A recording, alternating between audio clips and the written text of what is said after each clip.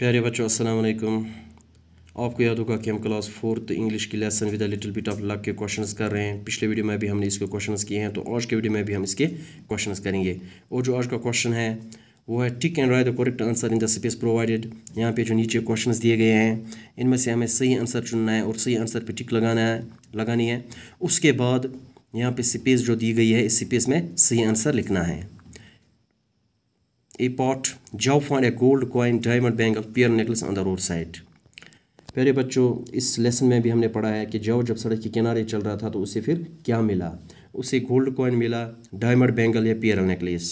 तो यहाँ पे सही आंसर पे मैंने टिक लगाई है और यहाँ पे स्पेस में भी लिखा है पेरल नेकलेस, यानी जो जब सड़क के किनारे चल रहा था तो उसे पेरल नेकलेस मिला। Joe badly needed food medicine a job. Joe को किस चीज़ की ज़रूरत थी? उसे फूड, मेडिसन या जॉब की ज़रूरत थी। तो जॉ को जॉब की ज़रूरत थी। यहाँ पे ए जॉब पे टिक मार्क भी लगाई और स्पेस में भी ए जॉब लिखा है। इसके बाद सी पॉट, जो was caring uncaring a rude father. Joe caring uncaring या रूड फादर था। Joe was a caring father, इसका सही आंसर है caring.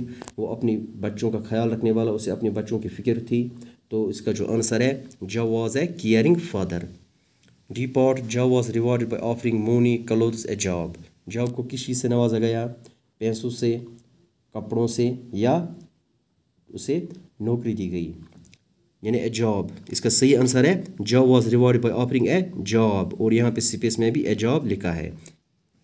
E part, Job worked as a driver, gardener, teacher in Mister John's house. Job Mister John's के house में किस हिस्से से काम कर रहा था? एज ए ड्राइवर, क्या वो ड्राइवर की हैसियत से उनके घर में काम कर रहा था? एज ए गार्डनर, क्या गार्डनर की हैसियत से जो मिस्टर जॉन्स के घर में काम कर रहा था? या एज ए टीचर, या टीचर की हैसियत से उनके घर में मिस्टर जॉन्स के घर में काम कर रहा था? Joe worked as a gardener in Mister John's house. Joe gardener की हैसियत से मिस्टर जॉन्स के घर में काम कर रहा था। तो इसका सही आंसर जो है गार्डनर।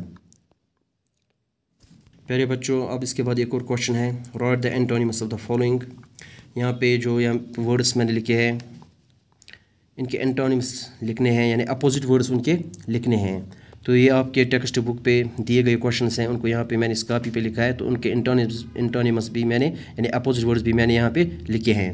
पहला जो है ओल्ड का अपोजिट वर्ड एंटोनिमस न्यू है। ऑनेस्ट, इसका dishonest, smile, frown, take, give, polite, impolite, front, enemy, right, wrong, sell, bye.